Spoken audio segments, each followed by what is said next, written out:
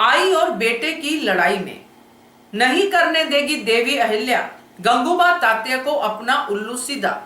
नमस्कार दोस्तों, स्वागत करती हूँ आपका आपके अपने चैनल हंग्री स्पिरिट्स में। हंग्री स्पिरिट्स देख रहे सारे दर्शकों का मैं अंजू शर्मा दिल से स्वागत करती हूँ। तो गंगूबा तात्या जिस तरह की राजनीति खेल रहे हैं, अब वो राजनीति मालवा के हक में तो बिल्कुल भी नहीं है। अब वो राजनीति सिर्फ गंगूबा तात्या के हक में है कि गंगूबा तात्या अपने तरीके से कैसे मालवा को चलाना चाहते हैं। और उनको साफ साफ दिख गया है कि मालेराव और देवी अहिल्या में बनती नहीं है। देवी अहिल्या को मैं आउट करवा चुका हूं, मालेराव तो मेरे दाएं हाथ का खेल है। इस पूरे चक्कर में वो ये भूल गए कि जिसको वो चैलेंज कर रहे हैं वो देवी अहिल्या है। ऐसे चैलेंजेस तो उन्होंने पहले इससे भी बड़े बल्कि पहले ही देख लिए हैं और जीता भी है। इस बार फिर से वही होगा दोस्तों। चलिए चर्चा करते हैं। पहले वही निवेदन, जिन्होंने अभी तक चैनल को सब्सक्राइब नहीं किया है कर लीजिए। साथ में दोस्तों बेल आइकॉन दबाइएगा ताकि आपको हमारे वीडियोस के नोटिफिकेशन मिलते रहें। तो मैंने आपसे पहले भी वीडियो में शेयर किया था कि गंगूबा तात्या कैसे नालंदा से सच उगलवा रहे हैं, कैसे सीक्रेट मिशन पे हैं कि किसी को नहीं बताऊंगा, कैसे अपने गुप्तचर को यह बोल दिया कि यह बात जो मुझे बताई है किसी को मत बताना। यानी कि इस इंफॉर्मेशन का गंगूबा तात्या बहुत ही बढ़िया यूज करने वाले थे अपने हक में। मगर देवी अहिल्या समय पे पहुंच गई और पूरी बात देवी अहिल्या को पता चल गई। मगर गंगूबा तात्या यहां पे बस थोड़ी करेंगे दोस्तों, क्योंकि उनके पास तो चालें भरी हुई हैं। यही तो काम किया है उन्होंने। पहले खंडेराव और देवी अहिल्या के बीच में डिफरेंसेस पैदा हुए, उन डिफरेंसेस के बीच में भी गंगूबा तात्या ने अपना रास्ता निकाला।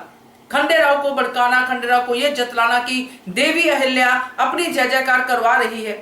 उस समय तो गंगूबा तात्या के साथ साथ और भी बहुत सारे लोग थे। अब तो गंगूबा तात्या और रकमा ही रह गए हैं। मगर अब गंगूबा तात्या का जो ओहदा है वो आगे से ज्यादा हो गया है, क्योंकि देवी अहिल्या को उन्होंने बर्खास्त करवा दिया है राजकीय कार्यक्रम से। तो गंगूबा तात्या जिस तरह नालंदा से पूछताछ कर रहे थे और देवी अहिल्या वहां पे पहुंच जाती है, तो देवी अहिल्या को समझते बिल्कुल भी देर नहीं लगती है कि गंगूबा तात्या कर क्या रहे हैं।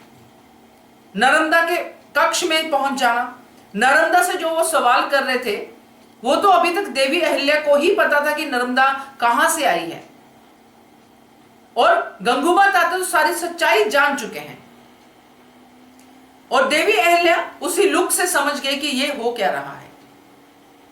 मगर अभी देवी अहिल्या का लक्ष्य सिर्फ नालंदा को इंसाफ दिलाना है, इसलिए गंगूबा तात्या को उन्होंने कुछ नहीं कहा। और इस लड़ाई में गंगूबा तात्या हो सकता है देवी अहिल्या का साथ दे, मगर अपने तरीके से दोस्तों।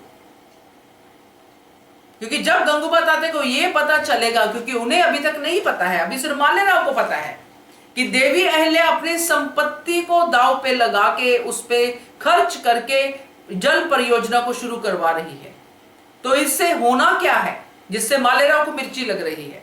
और अब गंगूबा तात्या को भी लगेगी कि देवी अहिल्या की फिर से जनता में जय जयकार होगी, क्यों जनता की पीड़ा समझती है ना देवी अहिल्या। इन लोगों को तो अपनी पीड़ा से ही फुर्सत नहीं मिलती, और पीड़ा है भी नहीं, सिर्फ लालच।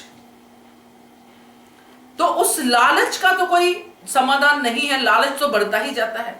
मगर देवी अहिल्या तो अपनी जनता को खुश देखना चाहती है, इसलिए उसको संपत्ति की भी परवाह नहीं है।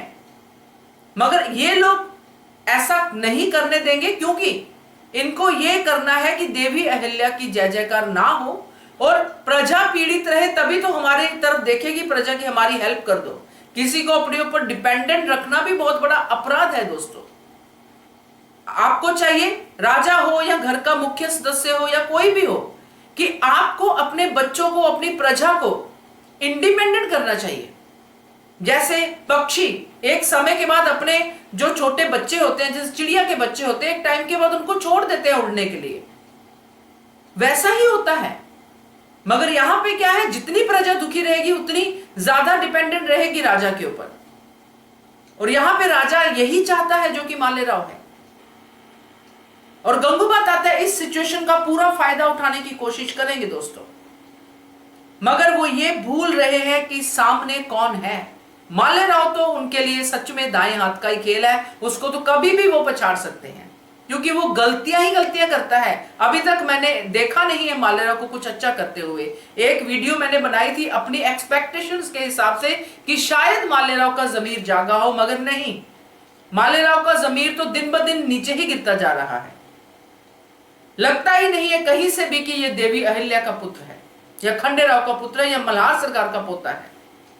तो खैर, ये तो गुन्नू जी की जनरेशन का लगता है। वो तो बात अब पहले भी मैंने बोली है कि उनके जैसी ही हरकतें करता है। मगर यहां पे बात हम कर रहे हैं गंगूबा तात्या की।